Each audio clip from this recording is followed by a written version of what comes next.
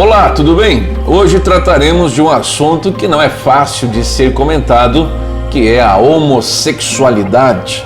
Muitas pessoas têm essa prática e outras pessoas têm a dúvida em relação a isso. Nesse vídeo trataremos desse assunto e tentaremos esclarecer um pouco mais sobre isso à luz das Escrituras Sagradas. Se você não é um inscrito no canal, já peço desde o início, inscreva-se, curta esse vídeo e vamos lá!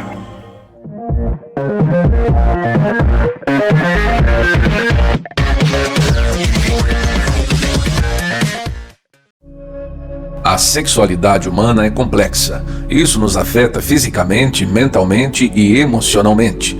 Depois da queda, Deus nos deu leis espirituais para garantir que a sexualidade pudesse continuar sendo a bênção que Ele pretendia que fosse. E criou Deus o homem à sua imagem, a imagem de Deus o criou, homem e mulher os criou. E Deus os abençoou, e Deus lhes disse: frutificai e multiplicai-vos, e enchei a terra e sujeitai-a. Portanto, deixará o homem o seu pai e a sua mãe, e apegar-se-á a sua mulher, e serão ambos uma carne. Gênesis 1, do 27 a 28 e Gênesis 2, 24. Este relacionamento entre um homem e uma mulher dentro de um casamento fiel e vitalício é repetido várias vezes em toda a Bíblia, e é o único relacionamento sexual sancionado e abençoado por Deus. Depois da queda, no entanto, os puros instintos sexuais das pessoas foram contaminados pelo pecado e de repente eles ficaram envergonhados de sua nudez, como está em Gênesis capítulo 3. Despertaram-se desejos impuros que viriam a assolar seus descendentes por todas as gerações. Nosso desejo sexual não é pecado, mas os desejos sexuais fora do casamento entre um homem e uma mulher são o que a Bíblia chama de cobiça, e ceder a eles é pecado. Isso inclui sexo antes do casamento, sexo extraconjugal, ceder a pensamentos sexuais impuros e praticar a homossexualidade. Isso é descrito no Velho e no Novo Testamento. Alguns desses versículos serão apresentados no final deste vídeo. Nossas personalidades, inclinações, reações, orientações, pontos de vista, opiniões, etc. são complexas. Algumas delas estão ligadas aos nossos genes, enquanto outras são influenciadas pelo nosso meio ambiente, circunstâncias, educação, repreensão, entre outros fatores. Sociedades, culturas e normas estão continuamente mudando e evoluindo, mas Deus e Sua Palavra e o Espírito da Palavra permanecem inalterados. Quando Deus proibiu especificamente a atividade homossexual e outras imoralidades sexuais, não foi porque Ele era ignorante, ingênuo ou intolerante. A lei foi dada porque as pessoas haviam se desviado de seu propósito original. O que era imoral pelos padrões de Deus, então não se tornou moral hoje apenas porque alguma parcela de pessoas tolera e aceita isso. Toda pessoa tem o direito de escolher a sua própria fé, sua visão e modo de viver. Isso deve ser respeitado. No entanto, se quisermos viver como verdadeiros cristãos, a palavra de Deus não pode ser ignorada. A Bíblia nos dá muitas promessas, mas também condições para uma vida boa e feliz. Deus é nosso Criador e é somente a sua vontade, conforme expressa na Bíblia, que é imutável e perfeita no tempo e na eternidade. Todas as pessoas enfrentam provações e dificuldades na vida, tanto em suas circunstâncias físicas como em sua vida espiritual. Não viver de acordo com a orientação homossexual inata pode exigir um enorme sacrifício, mas Deus abençoa aqueles que vivem totalmente para Ele. Ninguém que tenha verdadeiramente desistido de tudo para servir a Deus vai se arrepender. Ele só quer o melhor para nós. Em 1 Coríntios 10, versículo 13 diz: não veio sobre vós tentação, senão humana, mas fiel é Deus, que não vos deixará tentar acima do que podeis. Antes, com a tentação, dará também o escape, para que a possais suportar. Mesmo que a palavra de Deus possa parecer radical, Deus também ama cada pecador. Não importa quem eles sejam, qual seja o seu passado ou o que eles fizeram. Ele ama cada um de nós mais do que podemos compreender. Ele enviou o seu Filho Jesus Cristo, que pagou o preço pelos nossos pecados e nos mostrou o caminho da libertação. Em Mateus 11:28 há um convite: vinde a mim todos os que estáis cansados e oprimidos, e eu vos aliviarei. Tomai sobre vós o meu jugo e aprendei de mim, que sou manso e humilde de coração, e encontrareis descanso para as vossas almas, porque o meu jugo é suave e o meu fardo é leve.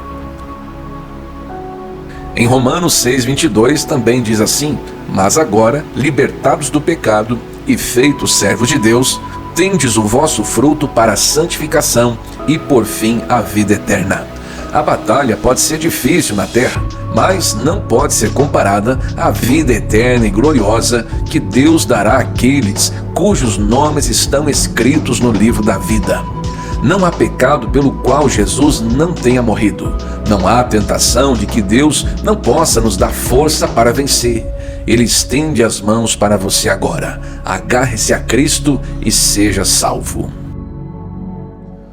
Realmente não é um assunto de fácil compreensão. Exige-se dedicar-se a fim de aprofundar-se um pouco mais no conhecimento e na percepção em relação a esse tipo de assunto. Muitas pessoas envolvidas nesta prática sofrem preconceitos.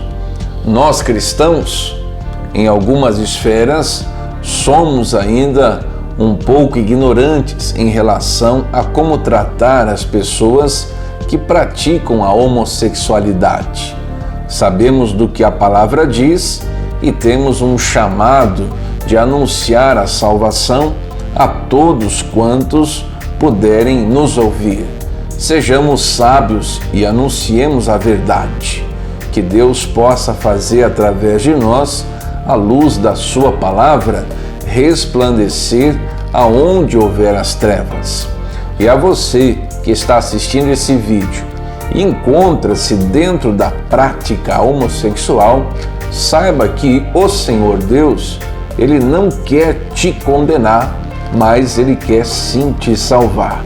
Para isso é necessário você permitir que Ele, como oleiro, venha lhe moldar.